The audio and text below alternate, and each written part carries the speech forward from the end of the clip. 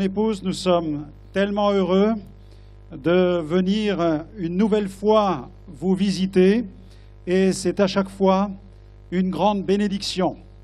Et nous nous réjouissons de ce que l'Évangile a produit parmi vous par le moyen de ceux qui ont apporté cette bonne nouvelle dans cette belle île de la Réunion.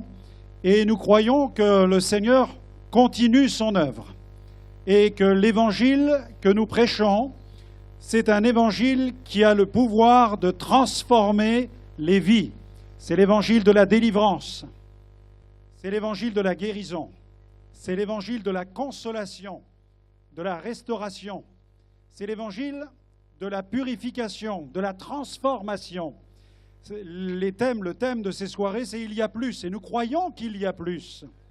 Et ce soir, j'aimerais vous parler de Jésus qui fait des miracles. Et avec mon épouse, nous parcourons le monde pour annoncer l'Évangile.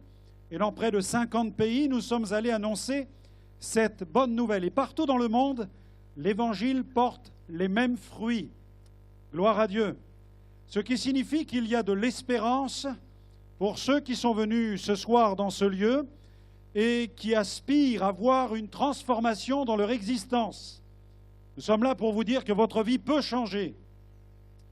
Si vous croyez en Jésus, si vous placez votre confiance en lui, j'ai cette certitude que votre vie va changer. La mienne a changé. La mienne a changé en 1985. Ça fait déjà un certain temps. Ma vie a changé et je n'ai pas toujours prêché l'Évangile. Et à la maison, à cette époque, on ne lisait pas dans l'Évangile. On lisait dans la boule de cristal, dans le marc de café, dans le tarot, puisque ma mère était voyante. Elle avait son cabinet de consultation et depuis plusieurs générations, notre famille baignait dans la sorcellerie, dans l'occultisme, la divination, la voyance.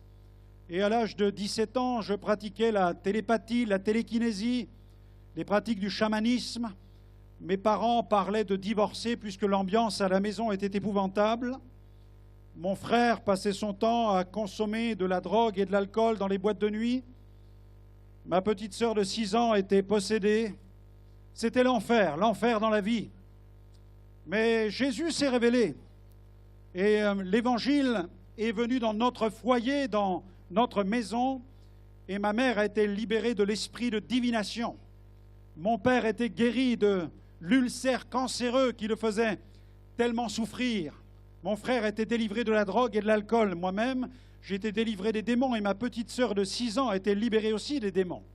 Alors, je suis là ce soir pour vous prêcher l'Évangile, mais non pas pour vous parler de l'Évangile. Je prêche l'Évangile, je ne suis pas là simplement pour raconter des histoires de l'Évangile, mais pour vous dire que l'Évangile est une réalité.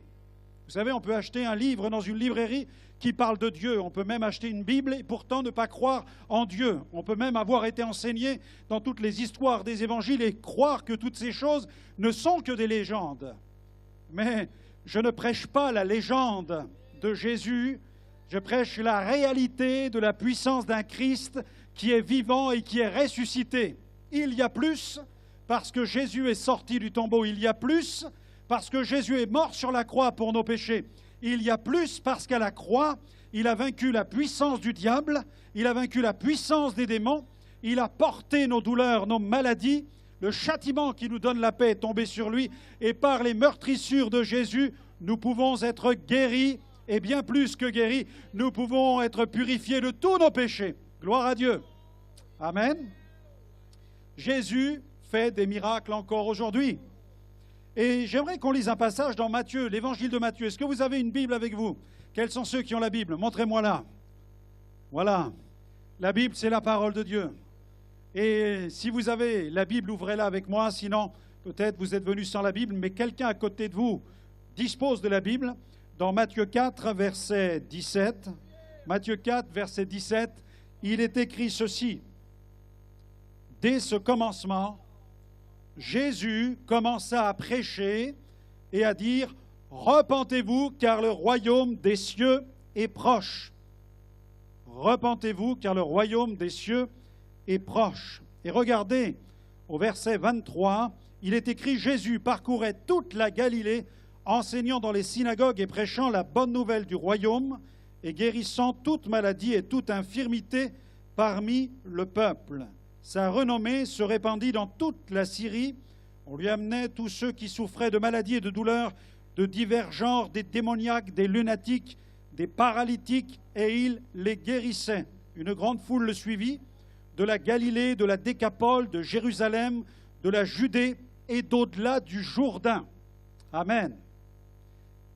La Bible dit que Jésus prêchait la repentance. Jésus prêchait, enseignait et guérissait. Il prêchait le royaume de Dieu, il enseignait concernant le royaume de Dieu et il guérissait. La Bible nous montre ici, dans ce passage, qu'il y a le message et qu'il y a les œuvres. Mais il n'y aura pas d'œuvre tant qu'il n'y a pas de message. Les œuvres du royaume procèdent du message du royaume. Dans la vie de certaines personnes, l'évangile n'aura aucun effet. Savez-vous pourquoi? Parce que ces personnes ne veulent pas croire que Jésus est mort sur la croix pour leurs péchés, qu'il est ressuscité le 3e jour. Cet évangile n'aura pas d'effet. Mais celui qui croit en Jésus et qui croit au message que Jésus a prêché va pouvoir faire l'expérience des œuvres de l'évangile. Si tu crois, nous dit la Bible, tu verras la gloire de Dieu. Et Jésus faisait des miracles et il prêchait le royaume de Dieu. Si vous voulez que votre vie change ce soir, si vous voulez voir une véritable transformation dans votre existence, il est impératif que vous puissiez répondre à ce message de Jésus qui disait « Repentez-vous, car le royaume des cieux est proche ». Le royaume des cieux n'est pas très loin de nous. Le royaume des cieux se manifeste avec gloire, avec puissance. C'est la joie, c'est la justice et c'est la paix par la puissance du Saint-Esprit. Mais le royaume des cieux, ce sont aussi des guérisons, ce sont des délivrances, ce sont des consolations, et c'est aussi le pardon et la purification des péchés. Mais pour que ces œuvres puissent se manifester, il est impératif que nous puissions comprendre, saisir quel était le message de Jésus. Et Jésus disait publiquement « Repentez-vous ». Dans la Bible que nous avons, qui est traduite en français, le terme « se repentir » a été traduit à partir du texte original. Dans le grec, ce mot c'est « métanoïa » qui veut dire « changer votre mentalité ». Jésus pourrait tout à fait, ici ce soir, nous dire « change de mentalité, le royaume de Dieu va se manifester ». Et ce serait conforme à l'Écriture. Change ta mentalité, mais qu'est-ce que ça veut dire, change de mentalité? Change ta mentalité par rapport à quoi? Change ta mentalité par rapport à Dieu.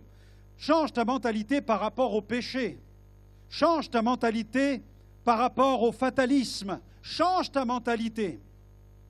En ce qui concerne Dieu, tu dois connaître Dieu, tu dois rencontrer Dieu.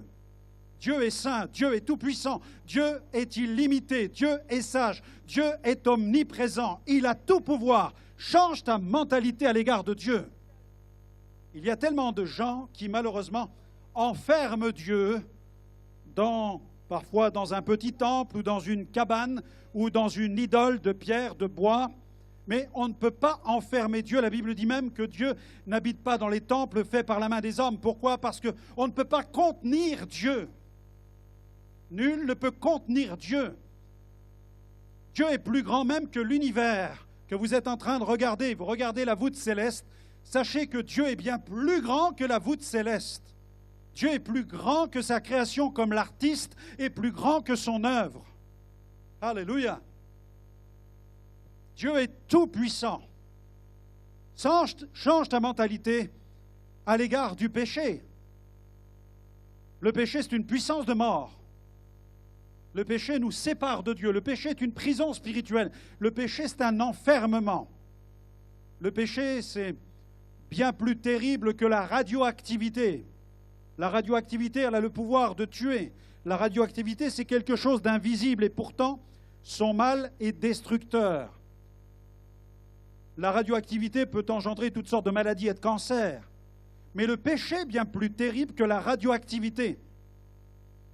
Le péché, c'est bien plus terrible qu'une centrale nucléaire qui, tout à coup, libère son poison dans la création.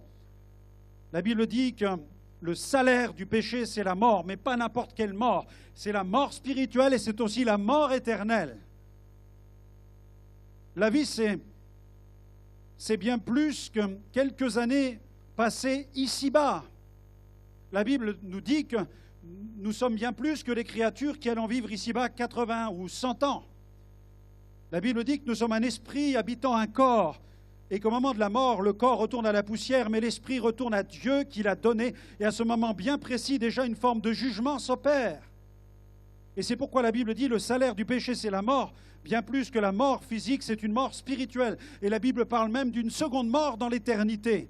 C'est-à-dire c'est une existence qui se poursuit dans l'éternité, mais loin de Dieu et sans Dieu dans l'angoisse et dans les tourments. Il faut que nous changions de mentalité à l'égard du péché. Souvent, nous avons hiérarchisé les péchés en disant qu'il y a des petits péchés, des grands péchés. La Bible parle de la puissance du péché. La Bible dit que nous sommes des pécheurs. Elle dit il n'y a pas un juste, pas même un seul. Tous sont péchés, tous sont privés de la gloire de Dieu. Il n'en est aucun qui fasse le bien. Nul n'est intelligent, nul n'est sage. Tous sont pervertis. Nous sommes des pécheurs en puissance. Et Paul, l'apôtre Paul, parle du péché et il dit que nous sommes enfermés sous l'empire du péché et même sous l'empire du diable. Et le seul qui puisse nous en libérer, c'est Jésus qui est venu il y a 2000 ans, qui est venu sur la terre, qui a affronté le diable. Il a vaincu les démons, il a vaincu le diable. Et l'apothéose de son œuvre fut la croix. Jésus a donné sa vie sur la croix. Change ta mentalité à l'égard de la croix. La croix, c'est bien plus qu'un objet qu'on accroche au-dessus de son lit ou sur le devant de sa maison pour la protéger des mauvais esprits. La croix, c'est bien plus qu'un gibet. La croix, c'est bien plus qu'un objet. La croix, c'est bien plus même que les 2 poutres sur lesquelles Jésus a été crucifié il y a 2000 ans. Lorsque la Bible nous parle de l'œuvre de la croix, lorsqu'elle nous parle de la croix, elle parle de l'œuvre de Jésus. Si quelqu'un nous amenait les 2 poutres en bois sur lesquelles Jésus a donné sa vie il y a 2000 ans et qu'il les déposait parmi nous, peut-être que certains courraient pour toucher ces 2 morceaux de bois, pensant pouvoir puiser dans ces poutres un certain pouvoir. Non, ces poutres n'auraient aucun pouvoir. C'est l'œuvre de la croix accomplie par Jésus qui a un pouvoir. Change ta mentalité à l'égard de la croix. C'est Jésus qui est mort sur la croix, c'est lui qui a donné sa vie pour toi. Aucune religion n'a été crucifiée pour toi. C'est Jésus qui a été crucifié pour tes péchés. Et en dehors de Jésus, il n'y a pas de salut. La Bible dit, il n'y a de salut en aucun autre. Car il n'y a sous le ciel aucun autre nom donné parmi les hommes par lequel nous pouvons être sauvés. Et c'est le nom de Jésus. Et Jésus lui-même a affirmé, je suis le chemin, je suis la vérité, je suis la vie. Nul ne vient au Père, c'est-à-dire au Créateur, que par moi. Change ta mentalité. En ce qui concerne la foi,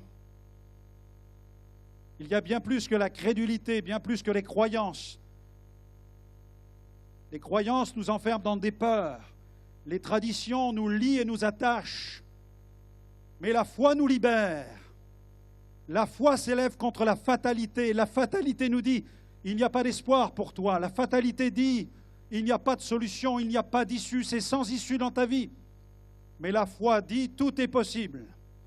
La foi, c'est un changement de mentalité parce que la foi, la vraie foi, la foi de Dieu, s'inscrit dans la parole de Christ. Elle s'enracine dans un roc qui s'appelle la vérité, la parole de Dieu. C'est pourquoi place ta foi dans la parole de Jésus qui a dit « Repentez-vous et croyez, repentez-vous car le royaume des cieux est proche. » Change ta mentalité. Dieu est tout-puissant, Dieu est glorieux, Dieu est présent, Dieu est illimité. Change ta mentalité à l'égard de Jésus. Il est vraiment le Sauveur, le Fils de Dieu, qui a marché parmi les hommes, qui a donné sa vie sur la croix pour nos fautes et qui est ressuscité le 3e jour. C'est bien plus qu'une histoire. Cela n'a rien à voir avec les légendes. Change ta mentalité à l'égard du péché. Le péché est une puissance de mort qui nous voue à l'enfer. Change ta mentalité en plaçant ta foi dans l'œuvre accomplie par Jésus.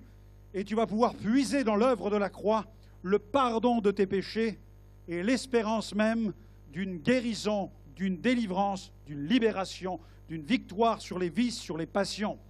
Es-tu lié par l'alcool? Es-tu lié par des pratiques impures? Es-tu lié par la drogue ou par d'autres choses? Jésus a le pouvoir de te libérer totalement, radicalement, parce qu'il a vaincu le péché à la croix. Il est ressuscité le 3e jour. Et ce Jésus est présent parmi nous. C'est ce qui donne à l'Évangile toute sa puissance. C'est que Jésus est vivant. Comme il est ressuscité, il est présent parmi nous, il a le pouvoir de guérir le malade, il peut libérer l'infirme, il peut rendre la vue à l'aveugle, faire entendre le sourd, faire parler le muet, faire marcher le boiteux, libérer l'infirme et le paralytique. Mais surtout, il peut nous délivrer de la puissance la plus terrible qui soit, la puissance du péché. Il y a bien plus, il y a plus qu'une guérison, il y a plus qu'une délivrance. Il y a plus qu'une consolation, il y a plus qu'un message d'espérance, il y a un message de salut. Et Jésus veut pardonner vos péchés pour que vous soyez réconciliés avec le Père. Il a donné sa vie sur la croix pour cela.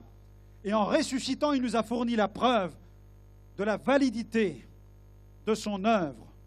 La garantie de son œuvre se trouve dans la résurrection de Jésus. En ressuscitant, il a mis en évidence la vie et l'immortalité par l'Évangile.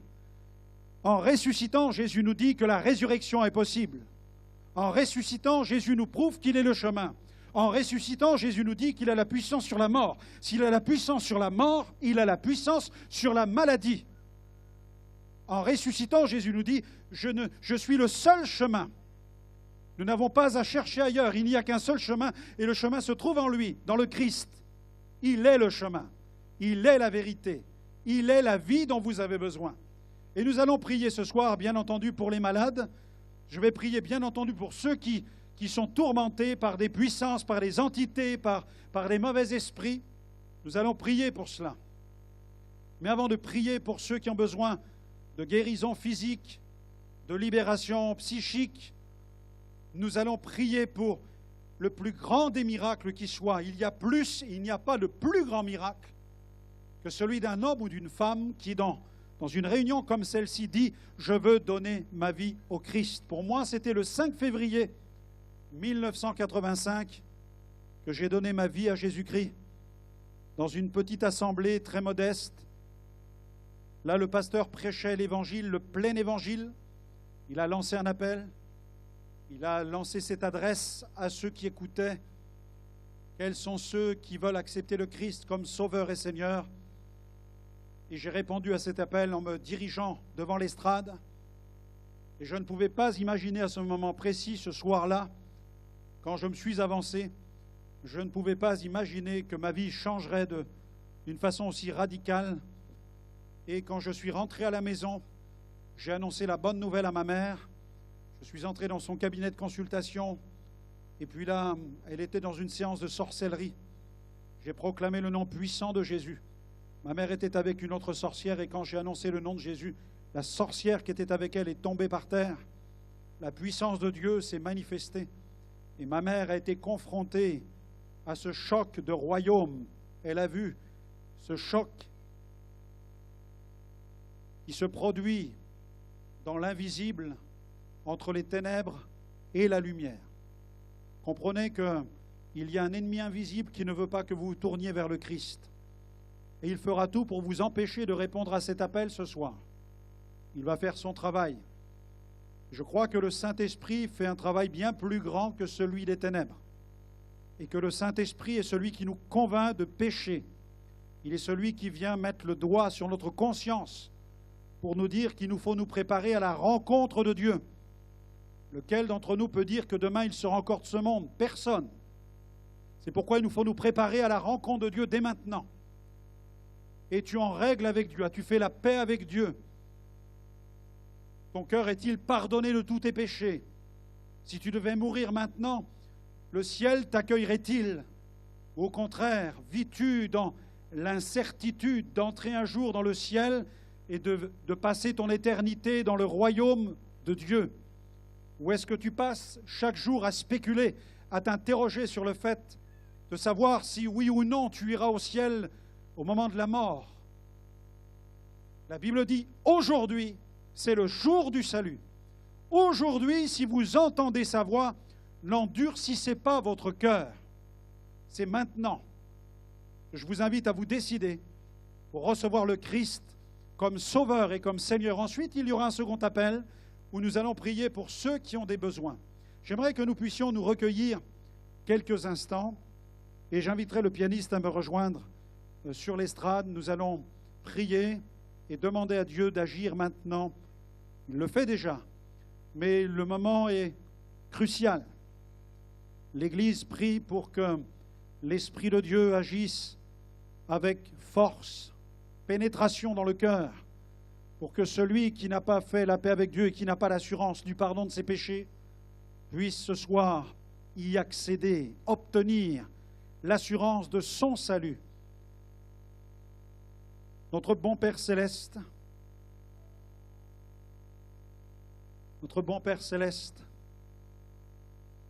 nous te remercions pour ta présence. Merci pour l'action du Saint-Esprit et la proclamation publique de l'Évangile.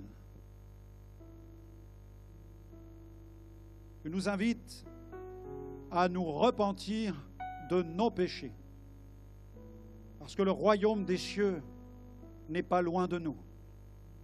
Le royaume des cieux est proche. Je prie maintenant, et nous prions ensemble, pour celles et ceux qui n'ont pas fait la paix avec toi, afin qu'en cet instant même, ils saisissent la main que tu leur tends, afin qu'ils échappent à la puissance de leurs péchés, et pire encore, à la condamnation, à la ruine et à l'enfer éternel. Nous prions que plusieurs changent de direction maintenant, qu'ils se tournent vers Jésus la porte. Ils empruntent cette porte pour avancer en toute sécurité sur le chemin qui mène au ciel. Seigneur, je prie que plusieurs se décident, plusieurs se tournent vers toi. Cet appel s'adresse aux jeunes comme à l'ancien, aux faibles comme aux forts, aux riches comme aux pauvres. Tous, nous ne pouvons emprunter que ce seul chemin qui est Jésus-Christ. Il n'y en a pas d'autre.